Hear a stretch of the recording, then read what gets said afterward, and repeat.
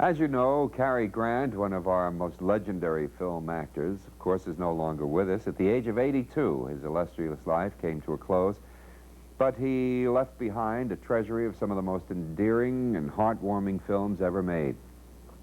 Remember his performance in Alfred Hitchcock's Notorious, for example, or North by Northwest. He was the perfect Hitchcock hero, that ordinary man placed by circumstances, some situation over which he had no control. His unique flair for comedy made him the ideal, sophisticated, casual, debonair man about town, at odds with a crazy world. Such films as Bringing Up Baby come to mind. My Favorite Wife and His Girl Friday really show that special comic ability that only Cary Grant had. There was no other like him. He was really unique. As a romantic leading male, he had no equal. His smooth, suave, sophisticated, charming style made beauties all over the world fall in love with him, as well as some screen heroines like Ingrid Bergman and Grace Kelly and Sophia Loren and Deborah Kerr, just to name a few. If you needed one person to describe the idea of a movie superstar, Cary Grant would certainly probably be your man. Now, we'll be right back. But first, let's take a look at this, shall we?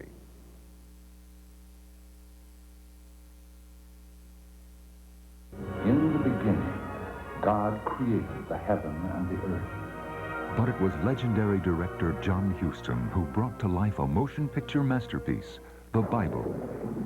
The Lord hath taken hold of the ends of the earth and shaketh it. American Movie Classics presents George C. Scott. Only in the promise of what shall come can we prosper. Thy child, Ava Gardner. by the love I bear thee. Richard Harris. Am I my brother's keeper? Peter O'Toole. And John Huston.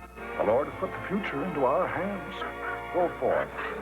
In the greatest adventure story ever told, God saw that it was good. The Bible, premiering Thursday, December 10th. We're back, and tomorrow, Weekend Hollywood Gold returns with 5 fabulous movies. Whether it be an outrageous comedy or a colorful musical or an action-packed Western, you can be sure it'll be great family entertainment, we promise.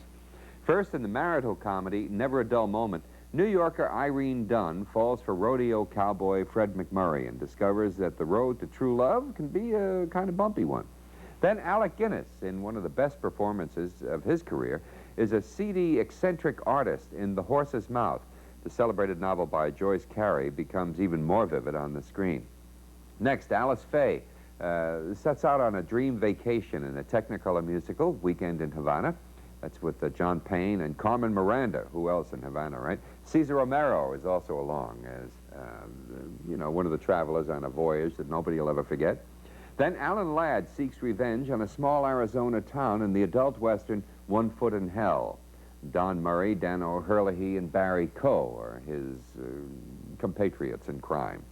Next, Monty Woolley and Thelma Ritter star in the retirement comedy As Young as You Feel, based on a story by Patty Chayefsky, and co-starring David Wayne and Constance Bennett.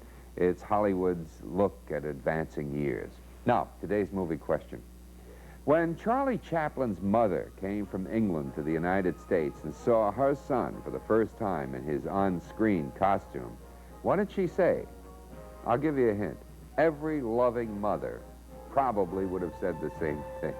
I'll have the answer for you tomorrow, and it's not, do you want some chicken soup? For American Movie Classics, I'm Bob Dorian.